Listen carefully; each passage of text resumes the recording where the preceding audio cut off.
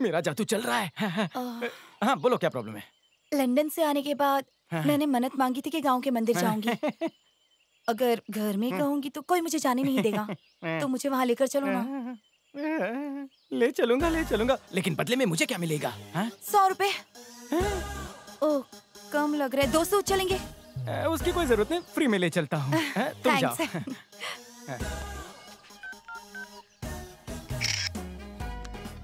तू 100 रुपए क्या, चवन्नी की भी औकात नहीं तेरी। तुम्हारा काला चश्मा कहाँ है? धूप में ही तो पहनते हैं। ऐसे ही नहीं पहना। वैसे तुम्हारा लंदन में कोई बॉयफ्रेंड है? ओहो पता नहीं हर लड़का लड़की से यही सवाल क्यों पूछता है। साधना, लंदन में लंदन ब्रिज बहुत फेमस है ना। London bridge is falling down poetry वहीं से आई है। वहाँ तुमने कोहिनूर हीरा देखा है? मैं सोच रहा था आपके साथ चलकर कोहिनूर हीरा देख के आऊं। क्या बात करूं, मुझे लड़कियों से बात करनी नहीं आती। आप बिंदास हो, आप ही बात करो ना। ये तुम मुझे आप कहकर क्यों बुला रहे हो? वो क्या है ना, हर हिंदुस्तानी औरत को इज्जत देनी चाहिए, मेरी माँ ने सिखाया था। अच्छा तुम्हें किसी से प्यार हुआ है? तुमसे ही हुआ है, लेकिन तुमसे कैसे कहूँ। क्या कहा? कुछ नहीं। मुझे प्यार कभी नहीं, दूर दूर तक रिश्ता नहीं है। मतलब पप्पी चप्पी चपांग कुछ नहीं किया? मैडम मेरा कैरेक्टर एकदम साफ है। अच्छा तो शादी के लिए कोई लड़की देखी कि नहीं? हाँ तुम्हें देखा ना है? मतलब तुमने पूछा ना, तो अभी देखना शुरू कर दूंगा। तुम ही हाँ कह दो। मैं तो ऐसे लड़के से कभी भी शादी ना करूं जिसकी लाइफ में कोई गर्लफ्रेंड ही ना आई हो। कितना बोर होगा वो लड़का। माँ कसम, ये लड़की तो बहुत ही पहुंचेली है। शादी से पहले उसके कितने भी अफेयर्स रहे हो मुझे चलेगा, लेकिन शादी के बाद उसकी लाइफ में सिर्फ मैं रहूंगी और कोई भी नहीं। मैं साफ सुथरा बिल्कुल नहीं हूँ, मैं ठरकी हूँ। खोलता हूँ मेरी पोल। कॉलेज में लेक्चर्स में कम, कैंपस में भटकता था। हर एक लड़की से टाका भिड़ा है। बाइक पे बिठाता था, डिस्को में नचाता था। छी लड़की बास। लड़की बास? सुनो मजाक कर रहा था। तुम्हें इम्प्रेस करने के चक्कर में था। सत्यानाश हो मेरा, अपनी इज्जत की मैंने वाट लगा दी। कॉलेज में रोज डे पे भी सारी लड़कियां मुझे राखी बांधती थी। भाई जी हमने साधना को सर्वना के साथ बंदे जाते देखा। क्या था? भगवान मेरी रक्षा करना। भगवान सबकी रक्षा करना। देखो तो कितनी तलवारें हैं यहाँ पर। दूसरे मंदिरों में लोग मन्नत के लिए कुछ और चढ़ाते हैं और यहाँ तलवारें चढ़ाते हैं। हाँ जानता हूँ, तुम्हारे गांव में स्वागत इसी तरह से हुआ है। लोग तलवारों से डांडिया खेल रहे थे, इसीलिए साथ ले जाना चाहता हूँ। क्या कहा? नहीं मैंने कहा मंदिर बहुत अच्छा है। वैसे तुम आगे क्या करना चाहती हो? अब और क्या, भाभी ने खाने में पता नहीं क्या क्या बनाया होगा। मैं तो जाती ही टूट पड़ूंगी। हाँ खाते पीते घर की लग रही हो। वो छोड़ो, तुम फ्यूचर में करना क्या चाहती हो? फ्यूचर में लंदन में अच्छी जॉब करना चाहती हूँ, पैसे कमाना चाहती हूँ, मेहनत करना चाहती हूँ। उसके बाद लंदन में एक अच्छा सा लड़का देकर शादी करके सेटल हो जाऊंगी। शर्म नहीं आती? शर्म नहीं आती तुम्हें? क्या समझती हो अपने आप को? तुम एक इंडियन लड़की हो, यहाँ पली बड़ी हो, तुम्हारी सारी बचपन की यादें यहाँ से जुड़ी है, लेकिन शादी फॉरेनर से करोगी। तुम्हारे कहने का मतलब है कि हिंदुस्तान की जमीन पर अच्छे लड़के नहीं उगते? गलतफहमी है तुम्हारी।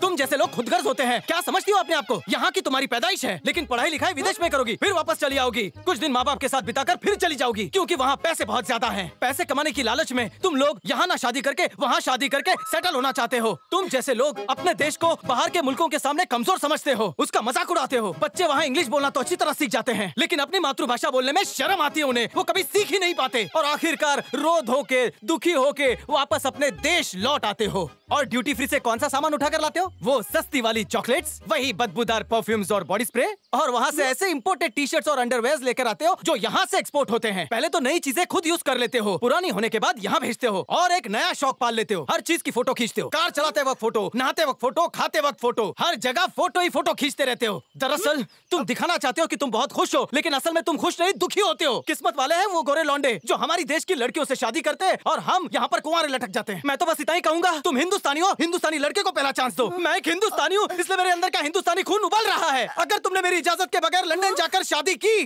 तो भी मैं कुछ नहीं उखाड़ पाऊंगा। मैं ये कह रही, नहीं तुम्हें बोलने का कोई हक नहीं है। बस बस बस बस करो यार, तुम्हारी बात मैं समझ गई। अब मेरी बात सुनो, शादी मैं वहीं करूंगी, लेकिन लड़का तुम जैसा हिंदुस्तानी ही होगा। मेरे जैसा हिंदुस्तानी लड़का? बिल्कुल।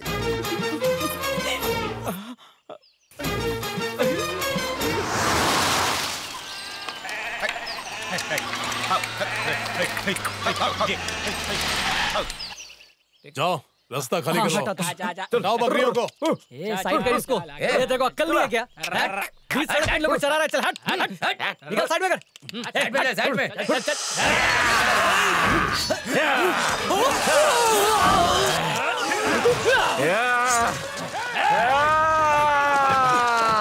में। पकड़ो से, पकड़ो, देखो बच के ना जा पाए।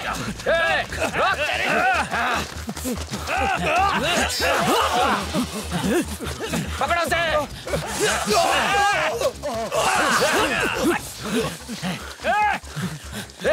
बहुत भूख लगी है।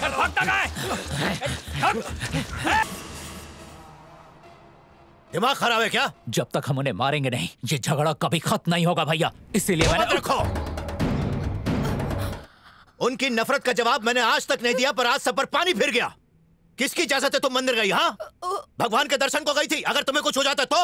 अरे ये तो कुछ दिनों का मेहमान है, अपने शहर वापस चला जाएगा। इसे हमारे गांव में होने वाले झगड़े, फसाद, दंगे, हत्याएं वगैरह के बारे में कुछ नहीं मालूम है। लेकिन तुम्हें तो पता है ना, हमारे दुश्मन हमारे परिवार पर गिद्ध की तरह नजर गाड़े बैठे हैं कि कब हम कमजोर पड़े और कब वो हम पर हमला करें। अपने आप को पढ़ा लिखा कहते हैं लोग। है तुम सब में इतनी अकल के इस गांव के हालात को संभाल पाओ? आप कितने समझदार हैं? अगर अपने ही गांव में लोगों को मंदिर जाने से डर लगे तो सोच लीजिए कि अकल किस में नहीं है। समझदारी तो आप सब में नहीं है। चुप कर। पता है किससे बात कर रहा है तू? यहाँ के हालात अगर तुझे पता नहीं तो अपना मुंह बंद रख। ये बताओ कौन जिम्मेदार है उन हालातों का? तुम सब ना। आप सबको मार काट के अलावा कुछ नहीं आता। अगर शांति से बैठकर बात को सुलझाने की कोशिश करोगे तो बात जरूर सुलझेगी। और यहाँ पर तो सबके दिमाग पर खून सवार है। सब अनपढ़ गवार जो हैं। खामोश!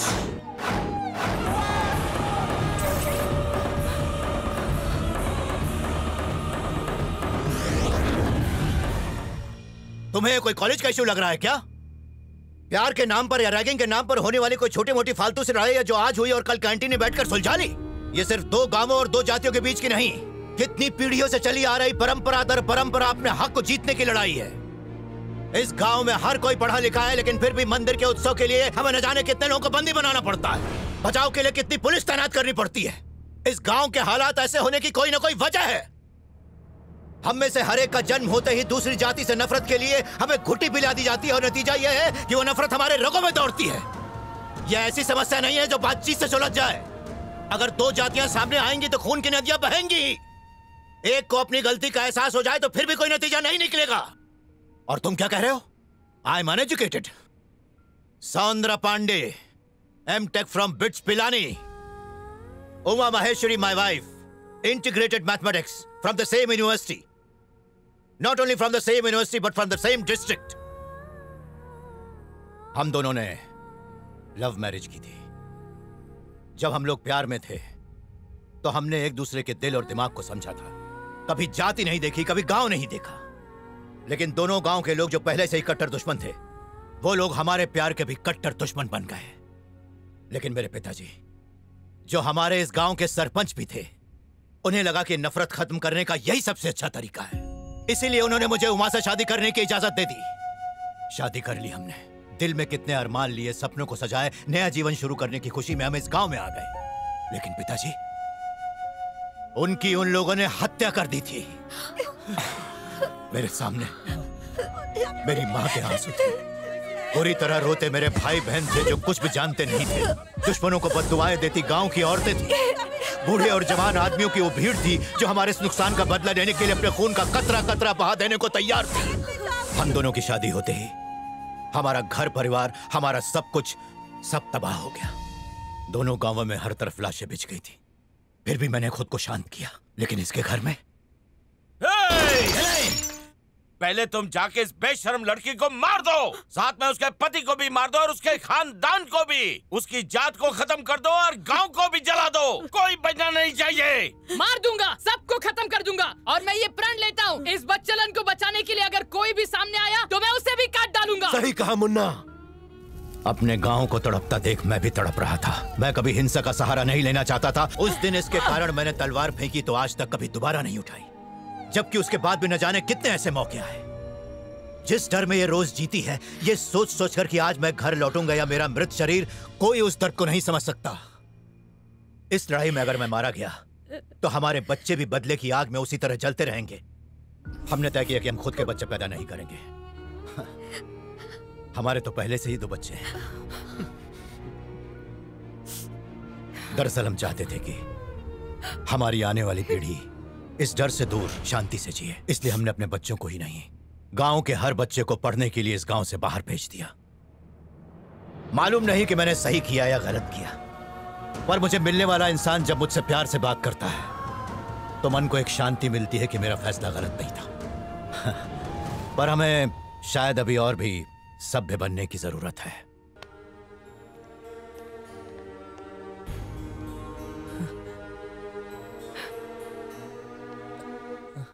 इस बार जैसे तैसे तू बच गया। मैं आखिरी बार कह रही हूँ, अगर नफरत और बदले की भावना तूने नहीं छोड़ी तो तेरी पूरी जिंदगी तबाह हो जाएगी। मेरे बच्चे, तू भले कितना बलशाली क्यों न हो, पर पूरा गांव उन लोगों के साथ है। पर तू उनके सामने टिक नहीं पाएगा बेटा, सब खत्म हो जाएगा। पता नहीं मैं किस जन्म की सजा भुगत रही हूँ, पर मैं तुम लोगों के पाँव पड़ती हूँ। जब तक सब कुछ ठीक ठाक नहीं हो जाता, तुम कहीं पर चले जाओ बेटा। तो क्या हम उससे डर कर कहीं छिप जाएं? अरे नहीं छिपेगा तो उनके हाथों मारा जाएगा, मेरी बात समझो। हल्दी होगी, मेहंदी होगी, खाना होगा, रिसेप्शन होगा, शादी में लोग आएंगे, बाराती नाचेंगे, ढोल बाजे होंगे। ये खर्चा कौन करेगा? हाँ, फोन रखो, मैं पहुंच जाऊंगा शादी में। लगता है इसके पास दिमाग नहीं है। घर में काला चश्मा पहन के कौन घूमता है? मेरे चश्मे को नजर लग क्या जाएगी। सरवना, तुम्हारे घर पे तुम्हारी शादी की बात चल रही है? हाँ, मेरी शादी की बात नहीं हो रही है, मेरी बहन की शादी की बात हो रही है। अपने लिए कोई लड़की देखी है या नहीं शादी के लिए? ऐसी भी कोई लड़की हो जो मुझे कभी प्यार से देख ले। इतना शर्मा क्यों रहे हो? लव मैरिज करोगे या अरेंज मैरिज? लव कम अरेंज। उसका क्या मतलब हुआ? पहले हम दोनों प्यार में गिरेंगे, उसके बाद घर वाले उसे अरेंज कर देंगे। तो अब तक कोई पसंद आई? हाँ, वो मेरे दिल में बसी है, पर पता नहीं वो मेरी जिंदगी में कब आएगी। कैसी लड़की चाहिए मुझे बताओ, वैसी लड़की मैं ढूंढूंगी। मैं गाना गा के बताऊं मुझे कैसी लड़की मैं जा चाहिए? रही हूँ। रुको, नहीं गा रहा हूँ, मैं बोल के ही बताऊंगा। So you sit down. मेरी भाभी को तुम्हारी पसंद बता दो। ये A1 लड़की ढूंढेंगी, जैसे मेरे भैया के लिए ढूंढी है। शैतान। जिसकी हंसी की आवाज सुनकर मेरे दिल के बादलों में बिजली कड़के, कर कर कर कर कर कर कर कर।